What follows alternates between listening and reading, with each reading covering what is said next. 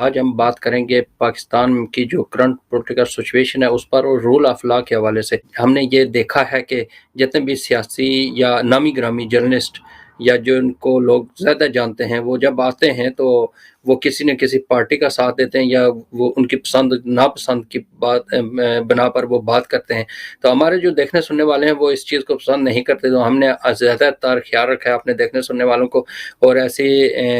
لوگوں کا انتخاب کیا ہے جن کو سامنے لائیں اور بات کریں تاکہ وہ غیر نظرانہ اور بغیر کسی اپنی پسند ناپسند کے حوالے سے بات کر سکیں. تو اس پر بات کرنے کے لیے ہمارے ساتھ موجود ہیں سید وسیم کاظمی، جرنلسٹ ہیں، لندن سے ہمارے ساتھ موجود ہیں اور ہمارے CNI نیوز کے وہاں بیورو چیف بھی ہیں لندن میں. وسیم کاظمی صاحب، آپ کو خوش آمدید کہتے ہیں جناب. جی بہت شکریہ کاظمی صاحب، بہت شکریہ. ہمیشہ اچھا لگتا ہے جب آپ اس طرح کے ٹاپک لیتے ہیں، اور خاص طور پر آپ نے جو پہلے کہا کہ بائسڈ جو پوائنٹ آف ویو ہوتا ہے وہ ناظرین کو ہمیشہ سے اچھا نہیں لگتا. 3-4 چیزیں جو جن پر ڈسکس کرنا ہے میں اپنے دیکھنے سننے والوں کو بتا دوں تاکہ اس کے مطابق ہم فارمیٹ کے مطابق چل سکے آگے. سب سے پہلے تو ہم یہ بات کریں گے پاکستان میں جو غیر قانونی غیر آئینی گرفتاریاں ہیں، قانون نافذ کرنے والے جو ادارے ہیں وہ خود قانون کی خلاف ورزیاں کرنے میں ملوث ہیں، ایویڈنس کے ساتھ بات کر رہے ہیں. اور اس کے علاوہ ہردیپ سنگھ نجر کا قتل ہے جو وہ انڈیا اور کینیڈا کے درمیان جو سفارتی تنازع ہے وہ انتہائی شدت اختیار کرتا جا رہا ہے، اس پر بھی بات کریں گے. پھر اس کے بعد ہم بات کریں گے جی جو میر واعظ عمر فاروق ہیں، کشمیری لیڈر ہیں، 4 سال کے بعد ان کی پابندی ختم ہوئی ہے تو اس سلسلے میں بات ہوگی. اس کے علاوہ نواز شریف صاحب کیا پاکستان جا سکیں گے، جو ڈیٹ دی ہوئی ہے یا نہیں جا سکیں گے، اس پر بات کریں گے اور اس کے جانے کے نتیجے میں کیا ہوگا. پھر اس وقت اسٹیبلشمنٹ اور ان کے درمیان کیا چل رہا ہے اور وہ کون سا بیانیہ لے کر آپ جائیں گے، کیا اس پرانے بیانیہ کو جو ووٹ کو عزت دو اسی کو بحال کریں گے یا پھر کوئی نیا بنائیں گے. یہ ساری باتیں اس پر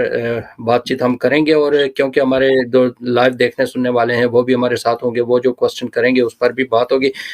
وسیم کاظمی صاحب، ہم سب سے پہلے تو پاکستان کی بات کریں گے کیونکہ پاکستان میں آپ نے دیکھا کہ کافی عرصے سے جب سے رجیم چینج کا یہ نعرہ سامنے آیا اور اس کے بعد جو ہیومن رائٹس کی خلاف ورزیاں ہوئی ہیں، جس طرح عمران خان اور اس کے پارٹی کے لوگوں کو پکڑ دکڑ کے ذریعے اور غیر آئینی طور پر غیر قانونی طور پر، یہ ایک تو کسی کے خلاف کیس ہو اس کو قانون کے مطابق گرفتار کریں، ہمیں کوئی اعتراض نہیں ہے جس کو بھی کریں،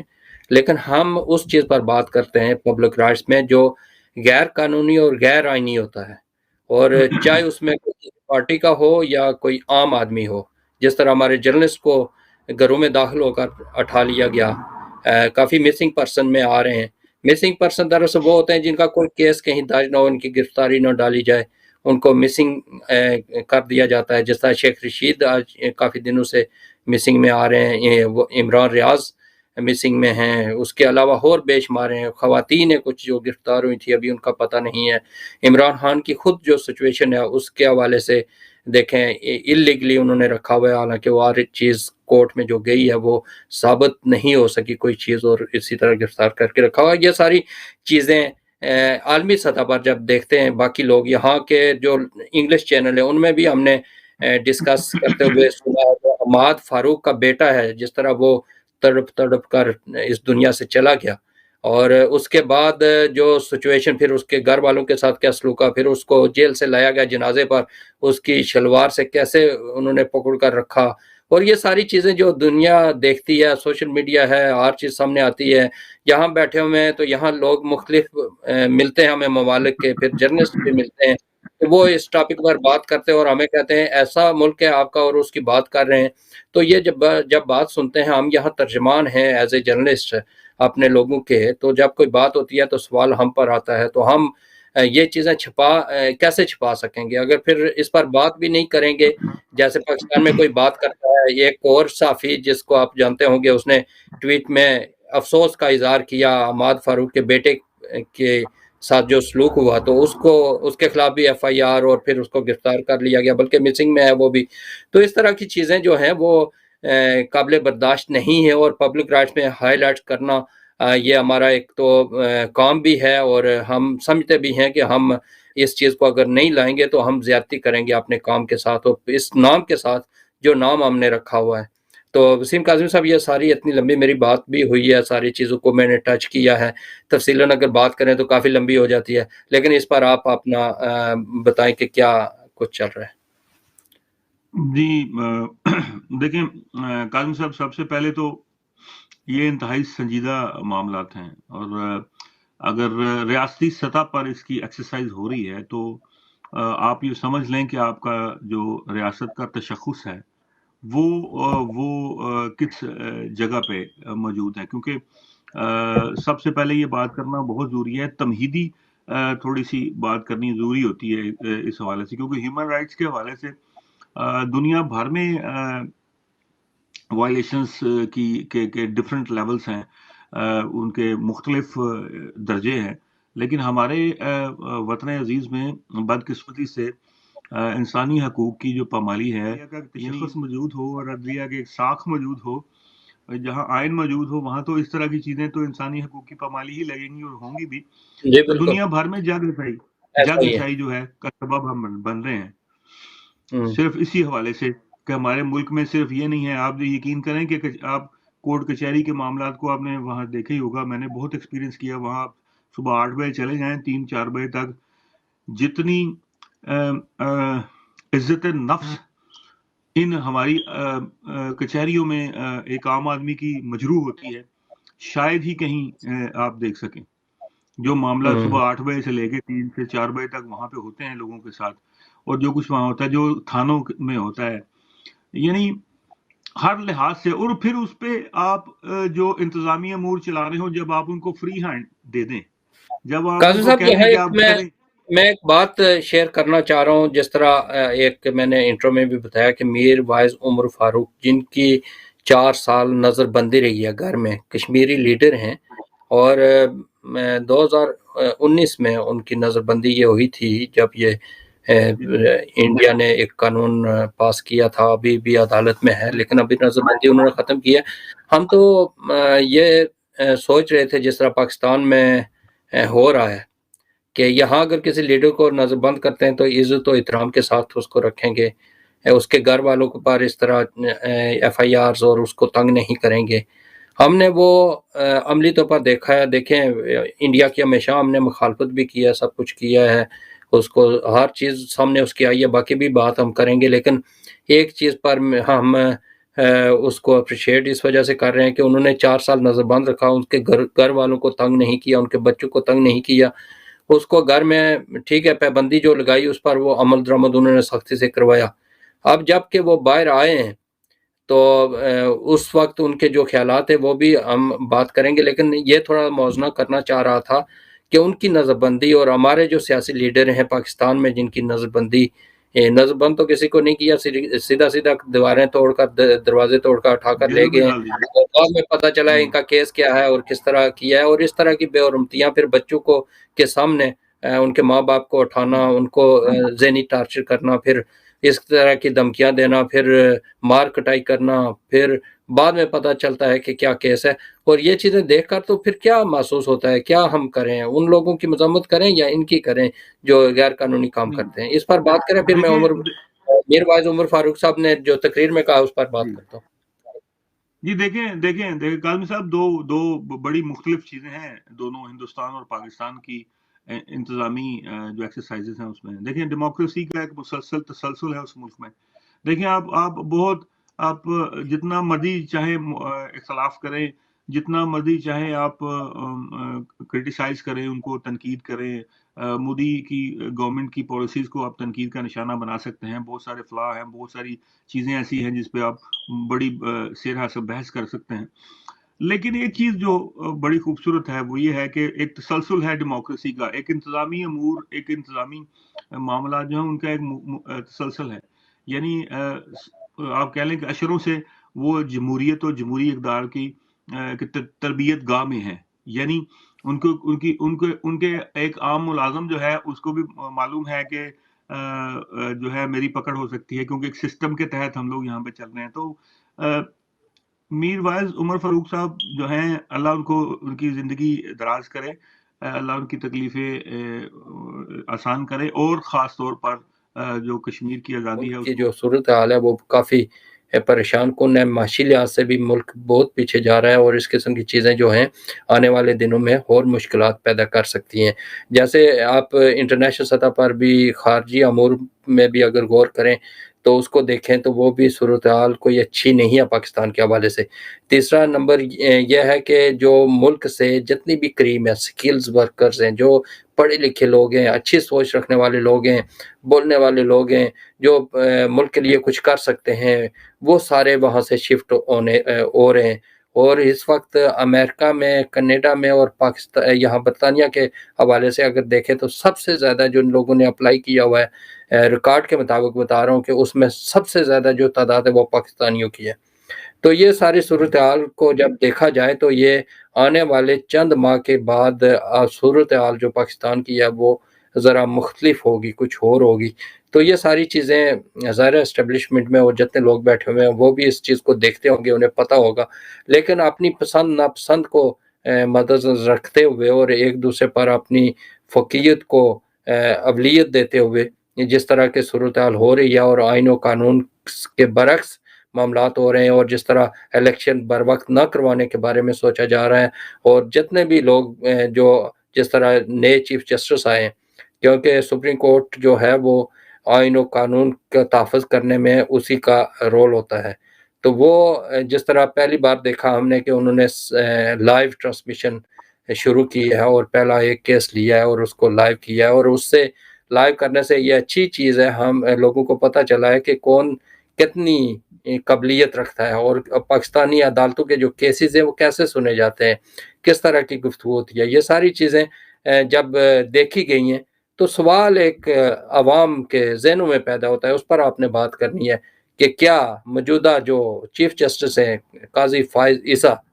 ये आइन और कानून के मुताबिक फ़ैसले करेंगे या पसंद नापसंद पर करेंगे? देखिए जी, सबसे पहले तो ये है कि अदालती तशख़्ख़ुस भी बरकरार रहना बड़ा ज़रूरी है। अब मेरे ख़्याल से जो बेंच वहाँ फुल बेंच हमने देखा जो है, वो जो है अपना चीफ जस्टिस जो हैं फ़ाइज़ ईसा, उनके बारे में तो वैसे ही काफ़ी अदलिया के अंदर भी, वुकला के अंदर भी और सियासी अकाबरीन जो हैं उनके अंदर भी ये बात जो है वो मानी जाती है कि वो हमेशा कानून के फ्रेमवर्क में रहते हैं, बड़े सख्त हैं इस हवाले से कि आइन की बालादस्ती होनी चाहिए और कानून जो है उसको उसका नफाज यकीनी बनाना चाहिए। इस हवाले से तो उनकी जो पोर्टफोलियो है वो तो बड़ा स्ट्रॉन्ग है। लेकिन दूसरी तरफ ये भी देखना है कि क्या सवाल यहाँ पर ये पैदा होता है कि क्या अदलिया हमारी जो है, जो मैं समझता हूँ रीढ़ की हड्डी है होती है किसी भी रियासत की। जब मुल्क में, माशरे में जब आप अदल व इंसाफ को मुहैया करते हैं, जिस फराहमी को यकीनी बनाते हैं, तो माशरे में इस्तेहकाम पैदा होता है। तो ये ज़ाहिर है इन चीज़ों का इदराक तो वो जो वहाँ पे बैठे हुए हैं अदल की कुर्सियों पर उनको भी है। लेकिन मसला ये है कि उस क्या आप ऐसी इन अदारों पर अपना इन्फ्लुएंस और अपना असर रसूख ख़त्म करने को बंदे के तैयार ज़हन में हैं? यही है, यहाँ ओवरसीज़ पाकिस्तानी जी, जितने भी हैं वो भी इसी वजह से जी, जी। परेशान हैं। 1-2 दिन से मैंने देखा है कि यहाँ जिस तरह की एक तासर ये था कि जितने भी ओवरसीज़ पाकिस्तानी हैं वो इमरान साथ हैं। हालाँकि मैंने कल भी परसों भी जो यहाँ कार रैली एक हुई है उस हवाले से ओवरसीज़ पाकिस्तानियों की आवाज़ बुलंद करने के लिए उसमें गया हूँ, खुद कवर किया है, उनसे गुफ्तगू की है। उन्होंने पाकिस्तान का एक झंडा और एक पीटीआई का झंडा उठाया हुआ था और उनका कहना ये था कि हम रियासत पाकिस्तान के साथ हैं। लेकिन अगर रियासती जिसकी ज़िम्मेदारी है, जो ज़िम्मेदार हैं, वो अगर इस चीज़ का एहसास नहीं करते अपने मुल्क का तो फिर हमने उनके खिलाफ ज़ाहिर है प्रोटेस्ट ही करना है और क्या करें। तो इस तरह की चीज़ें जो सामने आ रही हैं, पहली बार भी देखा गया है यहाँ के जब से ये रेजिम चेंज हुआ है कि कोई ओवरसीज़ पाकिस्तानी खुलकर फ़ौज के ख़िलाफ़ या फ़ौज की जो जर्नैल हैं उनके ख़िलाफ़ जिन्होंने बात की है या पोस्टर लगाए हैं सामने, तो इसको देख कर तो ये हमें लगा है कि अवाम और फ़ौज के दरमियान खलीज पैदा करने के लिए किसी और ने कोई काम नहीं किया, खुद अपने जो ज़िम्मेदारान हैं ان کی غلطیوں کی وجہ سے یہ ہوا ہے کہ عوام خلاف ہوئی ہے۔ سوشل میڈیا پر مختلف چیزیں جب دیکھتے ہیں لوگ تو اس کو پھر سامنے لے کر آتے ہیں، کیونکہ ٹی وی چینل، اب میں آپ کو یہ بھی بتاؤں کہ یہاں اوورسیز میں جتنے بھی پاکستانی چینل یہاں چل رہے ہیں یو کے میں، ان کو دیکھنا لوگوں نے کم کر دیا گھروں میں مختلف لوگوں سے میں نے پوچھا بھی ہے کیا، وہ کہتے ہیں جی جتنے بھی چینل ہیں اس پر کوئی ایسی نیوز نہیں آتی جو غیر جانبدارانہ ہو، جو پالیسی کے مطابق جو ان کو ایجنڈا دیا جاتا ہے اس کے مطابق بیانیہ باتیں کچھ اور ہو رہی ہوتی ہیں، بیانیہ سامنے کچھ اور آ رہا ہے ہو، تو یہ چیزیں سن کر تو ہم اس چیز کو ختم کر رہے ہیں۔ ہم ٹی وی چینل کی بجائے ٹی وی چینل میں ایپ ڈاؤن لوڈ کر کے تو وہ یوٹیوبر جتنے بھی ہیں ان کو اپنی اپنی پسند کے یوٹیوبر سے انفارمیشن لیتے ہیں اور وہ پوچھتے ہیں، کیونکہ میں مختلف جگہوں پر اپڈیٹ کرتا رہتا ہوں تو مجھے فیڈ بیک ملتا ہے جو تو وہاں لوگوں کے یہ تاثرات ہوتے ہیں کہ ہمیں اصل جو نیوز ہیں وہ کہیں سے نہیں ملتی، اور خصوصاً آپ کے جو پروگرامز ہوتے ہیں یا آپ کے سوشل میڈیا کی جو اپڈیٹس ہوتی ہیں ان کے ذریعے ہمیں جو اوریجنل صورتحال ہوتی ہے وہ جب دیکھتے ہیں اور ٹی وی کی خبریں دیکھتے ہیں تو پھر دونوں چیزیں جب مختلف ہمیں نظر آتی ہیں تو پھر ہمیں اور اعتماد ختم ہو جاتا ہے پاکستانی جو ٹی وی چینلز ہیں ان پر۔ تو یہ چیزیں جو ہیں قاسم صاحب آپ کو بھی بلانے کا یہی مقصد ہے، میں نے مختلف جو میں جاننے والے ہیں بڑے بڑے اینکر ہیں یا جو رپورٹر ہیں، خصوصاً لندن کے حوالے سے لوگوں کو کافی تفصیلات ہیں کہ جتنے بھی رپورٹر وہاں باہر جی کھڑے جی ہوتے ہیں وہ بالکل تنخواہ دار ہیں اور لفافے صافی ان کو کہتے ہیں۔ میں نے خود سنا ہے، اور مجھے کل بھی وہ شیان علی یہاں آیا ہوا ہے تو اس سے گفتگو ہوئی ہے تو اس نے کہا جی مجھے یہاں آ کر محسوس ہوا ہے برمنگم میں کہ جرنلسٹ جو ہیں وہ غیر جانبدارانہ بات کرتے ہیں۔ اس سے سخت کوشچن کی ہے، کہتے ہیں اس طرح لندن والے نہیں کرتے، وہ تو ہمیشہ چھیڑنے والی یا اندر سے انہیں جو فیڈ کیا جاتا ہے اس طرح کے کوشچن کرتے ہیں، تو جس کی وجہ سے مجھے ان کے ساتھ گفتگو کرنے میں بھی بڑا وہ ہوتا ہے کہ انہوں نے ویسے ہی تنگ ہی کرنا ہے۔ تو یہ صورتحال کیونکہ آپ لندن میں موجود ہیں تو آپ کے ساتھ بھی شیئر کی ہے کہ آپ جو اوریجنل صورتحال ہے وہاں کی بتائیں کہ واقعی جو لوگ وہاں کھڑے ہو لوگوں کو آگاہی دینے والے ہوتے ہیں وہ اسی طرح کا کام کرتے ہیں یا غیر جانبدارانہ بھی کرتے ہیں؟ دیکھیں قاسم صاحب، بات دیکھیں، بات بڑی عادلانہ کرنی چاہیے، بات بڑی بہتر کرنے کی کوشش کرنی چاہیے۔ ہمیں یہاں بڑے لوگ دیکھ رہے ہیں تو ایک ایسا ضرور نیریٹو بلڈ اپ کرنا چاہیے کہ لوگ کامن سوچیں، لوگ مثبت سوچ کی طرف ہوں۔ مسئلہ یہ ہے کہ اب دیکھیں جس سوسائٹی کی ہم بات کر رہے ہیں، جس معاشرے کی بات کر رہے ہیں، ہم بھی تو اسی معاشرے کا حصہ ہے نا جی، ہمارا براٹ اپ بھی تو اسی معاشرے۔ اب مسئلہ یہ ہے کہ اگر صحافی کوئی باعث بات کرتے ہیں تو یہ ویسے بھی ان کی پیشہ ورانہ جو ہے وہ ناانصافی ہے کہ اگر وہ کسی باعث اپنا کوئی رائے پیش ایک کرتے ہیں۔ تبدیلی آ رہی ہے جس طرح ایران اور سعودی عرب نے آپس میں دیکھیں نا کس طرح گفتگو رکھی ہے اور کافی چیزیں سلجھی ہیں۔ اس کے علاوہ جس طرح چائنا اب کدھر جا رہا ہے اور کیا چاہ رہا ہے، اور پاکستان کی جو چائنا سے دوریاں ہیں وہ سامنے آ رہی ہیں، تو چائنا اس وقت افغانستان اور انڈیا کی طرف اور ادھر زیادہ توجہ دے رہا ہے۔ تو یہ ساری چیزیں جب آگے سامنے آئیں گی، میچور ہوں گی، تو پھر سینیریو کافی چینج ہو جائے گا۔ تو ان چیزوں کو کنٹرول بالکل کرنا بھی ظاہر ایک کوئی بڑا ضروری سیاستدان ہے جو جی، آپ بالکل بہت جو ضروری ہے، عوامی بندہ بہت ہو ضروری وہی کر سکتا ہے، ورنہ باقی لوگوں سے بالکل یہ کنٹرول ہونے والا سلسلہ نہیں ہے۔ اس وقت ضرورت اس امر کی ہے کہ جتنے بھی سیاستدان ہیں بڑے بڑے نامی گرامی، ان کو تمام کو اکٹھے ہو کر کہ جمہوریت اگر ہو جائے تو پھر ہی کوئی چیز سامنے آ سکتی ہے، ورنہ مشکل ہے۔ اگر اسی طرح لاٹھی والی سرکار ہی رہی تو مشکل ہے چلنا، تھوڑا پرابلمس کافی فیس ہوں گی، کیونکہ وہ لوگ تو نکل گئے ہیں وہاں سے جو اس چیز کو سلجھانے والے ہیں۔ تو دوسرا ہمارا ٹاپک ہے، کیونکہ ٹائم ہمارے پاس قاسم صاحب بالکل جی جی 5 منٹ رہ گئے، اور 5 منٹ میں یہ کرنا ہے کہ ہردیپ سنگھ جو نجر کا قتل ہے جو جون میں ہوا تھا، اور اس کے بعد ظاہر تحقیقات ہوتی رہی، تحقیقات کے بعد